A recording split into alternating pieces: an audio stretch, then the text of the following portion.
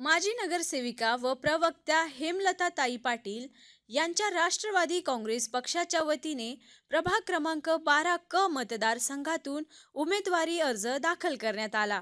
उमेदवारी अर्ज दाखल करणाऱ्या अगोदर ज्येष्ठांचे आशीर्वाद घेतले। त्यानंतर औक्षण करीत अर्ज भरण्यासाठी प्रस्थान करण्यात आले।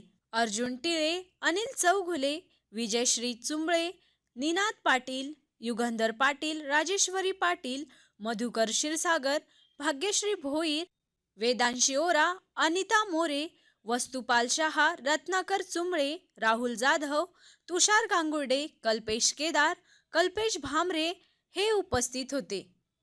मीच नाही, अख्खी जनता ह्या वार्डाची, या प्रभागाची अख्खी जनता त्यांच्याबरोबर। तुम्ही आता त्यांना प्रश्न विचारला होता शक्ती प्रदर्शनचा। शक्ती ज्याला दाखवायला लागते का त्याच्याकडे शक्ती नसते, अशाच माणसांना शक्ती प्रदर्शन करावं लागतं।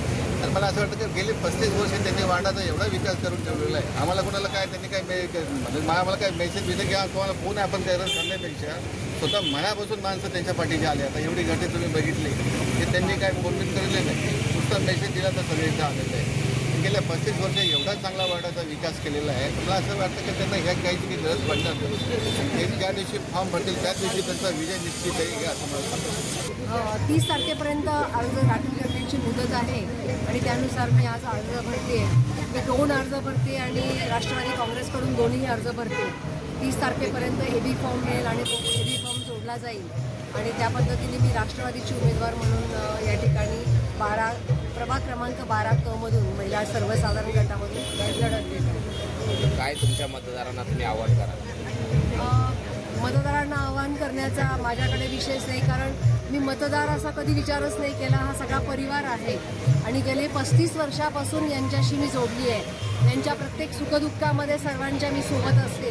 त्यामुळं निवडणुकीचं राजकारण हा आमच्याकडे भाग नाही आहे, हा सगळा प्रेमाचा विषय आहे आणि त्या प्रेमापोटी मी तुमच्या सतत सुखदुःखांमध्ये तुमच्यासोबत आहे एवढंच मी त्यांना या निमित्ताने सांगू इच्छिते। खरं तर ते सांगायची गरज नाही, हा आमचा एक अलिखित करार आहे सगळ्या माझ्या मतदार बंधूंमध्ये। त्या ठिकाणी शक्ती प्रदर्शन करणं वगैरे ते थोडंसं विचित्र या दिवशी होतं की 30 तारखेपर्यंत अर्ज भरण्याची मुदत आहे। 3 टेबल लावलेले आहेत, प्रत्येक टेबलावरती प्रचंड गर्दी आहे। आपण आपल्याच लोकांना बोलवायचं, त्यांना त्रास नाही तिथे घेऊन जायचं आणि शक्ती प्रदर्शन करून आपल्याला कोणाला ते दाखवायची गरजच नाही। सगळे लोक आपल्याला ओळखतात, सगळी जनता आपल्याला ओळखते। त्यामुळं मी आजपर्यंत कधीही शक्ती प्रदर्शन केलेले नाही आहे। कुठलाही व्यक्ती गोळा करण्याची मला गरज पडत नाही। मी फक्त काल मेसेज टाकले आणि प्रेमापोटी जेवढे लोक येतील आणि मी त्या मेसेजमध्ये पण आवाहन केलं की आपण आपल्या घरातून मला शुभ आशीर्वाद द्या, कारण काही गोष्टी मला ज्या आवडत नाहीत त्या मी कधी करत नाही आणि हा माझा प्रचाराचा नेहमीचा तो भाग आहे। हेमलता पाटील जे फॉर्म भरत आहेत त्यांच्यासोबत आम्ही कायमच आहे आणि कायम राहणार। ही जे सगळी पब्लिक ही खरंच मॅडमच्या एक म्हणजे त्यांनी बोलावलं नाही, आम्ही सहमताने की चला मॅडमला काहीतरी आमच्याकडनं काहीतरी साथ मिळाली पाहिजे असं आम्ही त्या दृष्टीने आम्ही सगळेजण इथे जमा झालो आहे आणि हे आम्ही पहिल्यापासून त्यांच्यासोबत आहे आणि शेवटपर्यंत त्यांच्यासोबत असणार। टॉप न्यूजसाठी सचिन गायकवाड, नाशिक।